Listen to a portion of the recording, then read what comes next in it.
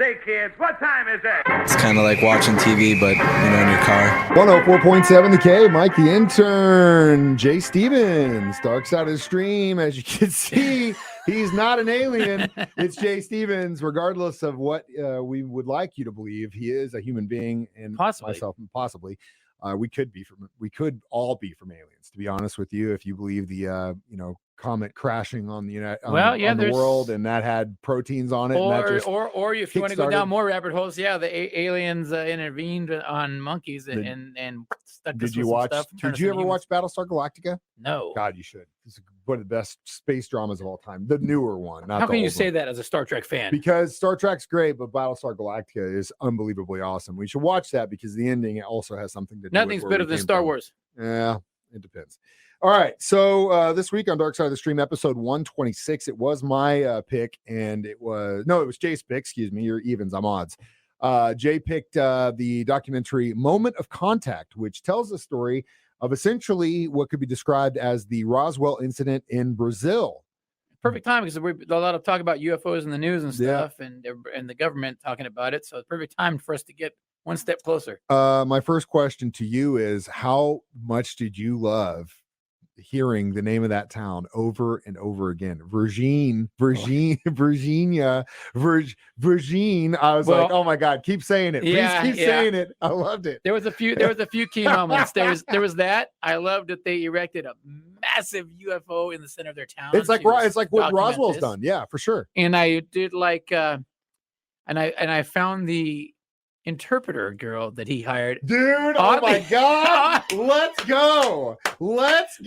Yes. Oddly sexy. Jay and I have something in common. If I'm going down there to hire an interpreter, I'm hiring her. Let's go.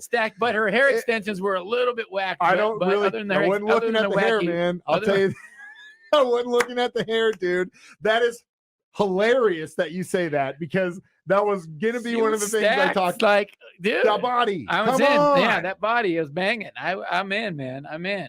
I don't want to get into it too much. Moment of contact. Because I'm married to a woman of Hispanic descent, by the way. She won't. So she doesn't watch this. She doesn't watch this. So you're good. You can confess. You can confess. She may not watch it, but she listens for sure.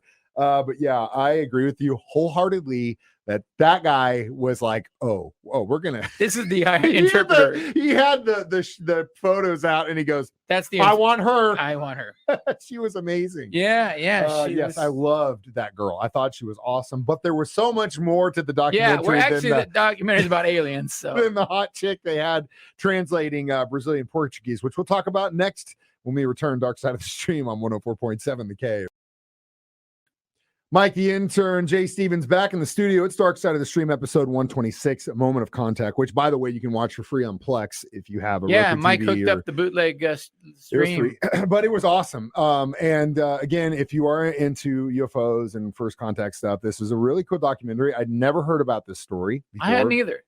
And considering the fact that there was so much witness testimony, supposed evidence, that you would think that this actually would be talked about more. But again, it's another country and all these things happen a lot. But essentially the story goes that there was a cylinder looking spacecraft that was crashing near a town called Virginia in Brazil.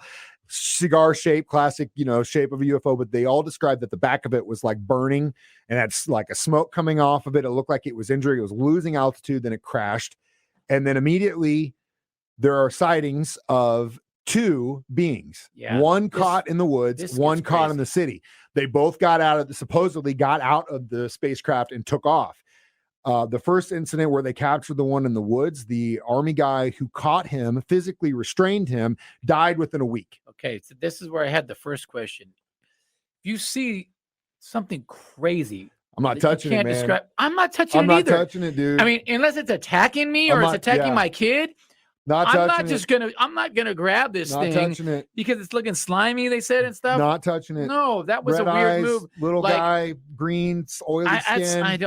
That part was like, wow, you're really gonna do, like, if it's attacking you, cool, or cutting your kid, then you engage, but you don't just engage something like that, man. They his family was on the documentary, and they still believe his death because they couldn't explain. He just got an infection. Instantly got him poisoned or whatever. And so then his CO, they actually finally tracked him down because no one's talked to him since the incident. They found his farm somewhere in Brazil, tracked him down. He's basically like, I'm not talking to you. If you don't get off my property, I'm going to shoot you. Yeah. So that's crazy, that. Right? Yeah. There were so many things that was like, he was God, scared the story still just about seems it. so true, just the way everybody talks about it. And like that guy, it wasn't, he'd be like, you guys are crazy, man. That never had. No, but the way he acted like that is like, he was scared. Wow, he had something to hide. He was scared or didn't want to deal with Americans. But either way, I mean, they had the hot Brazilian chick, so hopefully she would have been let her in. Like, look, come on, like, look, yeah, get her in here.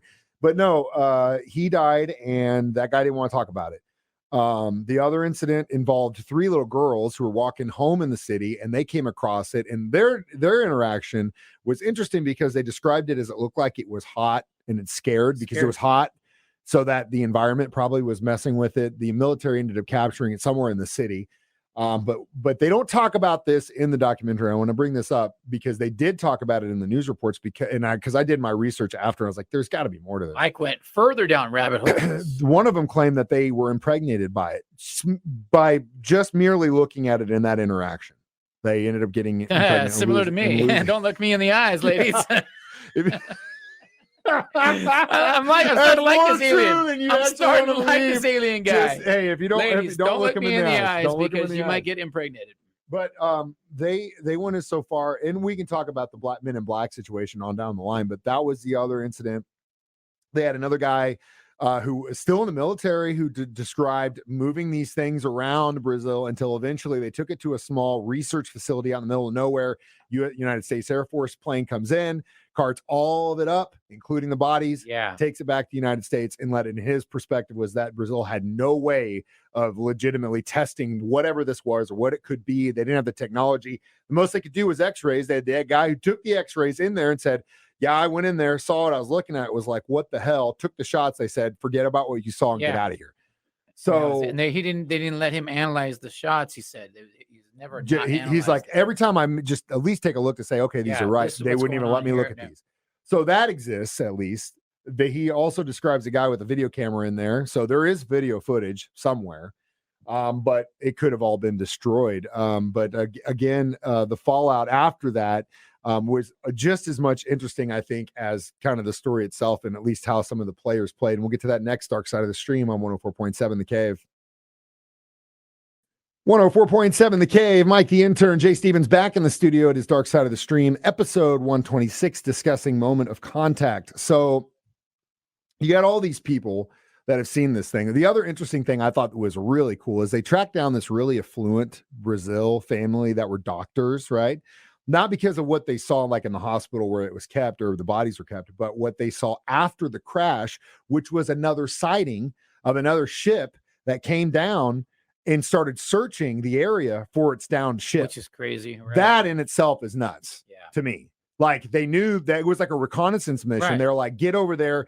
Earl and Frank went off the deep end. We can't find them. They're on some rock in the Milky Way. We got to go get them. We don't know what the hell this developing country. We got to get them back. And then Frank and Earl, you idiots, you got drunk and you crashed the spaceship. Yep. You think that's what in my mind is like these two guys are all like just like doing like it's not thing. Very probably with alien races as well as with human races.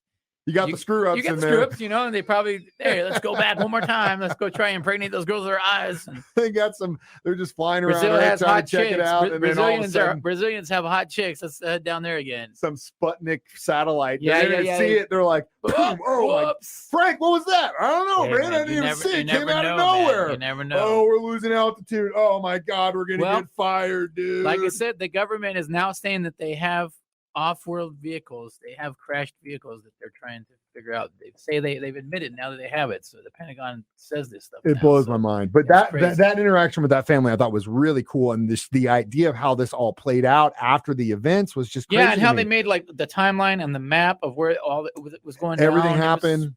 And then after the fact, so then they get the Men in Black, and so then they kind of they break it up in the documentary about what these people went through and all their experiences, and then the aftermath, which included the mother of the 3 girls. She claims that a bunch of Men in Black visited her within a week of this happening, goes into her house, shuts the door, has a briefcase full of money, and says, if you guys learn to forget about this, shut up, take this money, spend it somewhere else because it couldn't be spent in Brazil, which meant you got to get the hell out of the country. You'll be set for life. She said, no, I don't want to be a liar. My kids aren't liars. And then they still claim they face ridicule for this incident 26 years later, 27 years later. The guy who saw the crash, who followed it out and saw it on the farm, who got then escorted by gun off, said, I've been ridiculed by my family for 26 years. Yeah, that's the thing. A lot of these people like Bob Lazar and guys like this that come forward with this information, that they're not like making their life better by saying these stories. And they make money off of it. You're not all you do is get bashed on it. But like the guy Travis Walton that got abducted or whatever and worked on, their lives do not get better from telling a story like this. No, and the guy they had in the army who was the driver that drove the bodies all around, that's what he said. He goes, look, I'm still in the military. Yeah. And now people ask me, like, I had this experience that people only dream of. He's like, I didn't want this experience. Yeah. It's caused me all kinds of problems. Yeah, that's what did I get from it? I'm just telling you what my story is. And he says, keep pushing. It's out there, which I thought was very interesting. Which is happening now, which is good. Which was really cool to see. And then the press conference held by the secret military in Brazil, where they're asking him about proving the facts, and he just turns around and is like, who do I have to prove to anything? You? I don't have to prove anything. I said all I'm going to say, and then walks out. It's like gangster.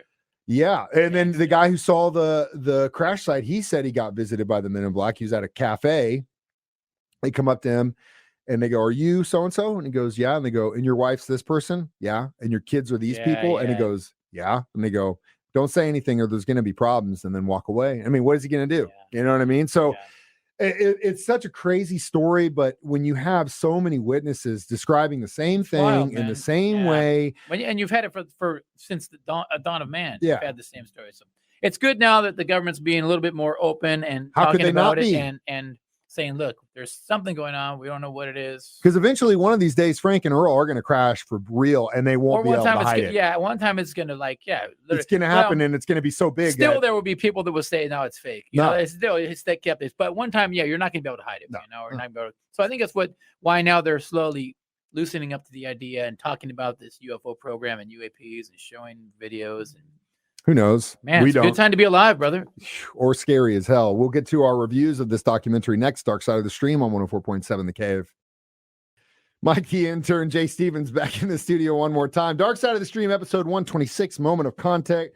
So how many Little Green Men would you give this documentary? A good 4. Yeah, I would too. I didn't know the story, and it was well done. I mean, again, who's the narrator? That guy's been in other crime shows or something. He's also released well, it's because he looks like an actor. He looks like the dude from that does Simpsons voice and stuff like that. I don't know who the narrator is. God, I'm looking. But no, he has another great show about a recent documentary about UFOs as well.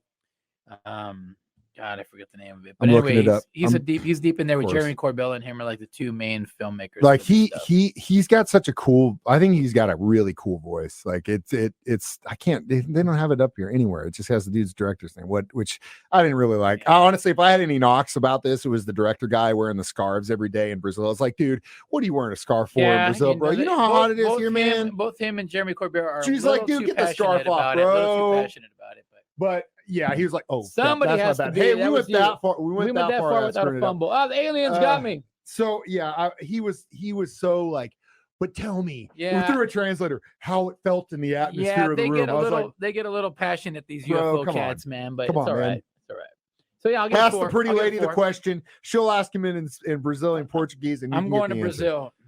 Dude, speaking of political climates, I don't know if that's the best idea in the world right now. It's a big jiu-jitsu community down there. Well, come with some of your trained killers when you go. I would go down in a group of men that could handle business and dodge bullets because it's a little shaky. So yeah, Moment of Contact, check it out. Jay's pick next. Oh no, it's my pick. And you said you got a good one. I got a good one. The Miss Cleo documentary on HBO Max. You remember the Miss Cleo commercials at like late night? She was like, "Call me now. I'll give you your fortune teller." Yeah, you don't remember that chick? Yeah, I do remember. Oh my God. Okay, so yeah, there's a documentary about her rise to fame, and then I guess her subsequent fall. That always happens. Yeah, I love psychics, dude. I can't wait to dive into this one. It's one movie, so it's not gonna be like 10 episodes.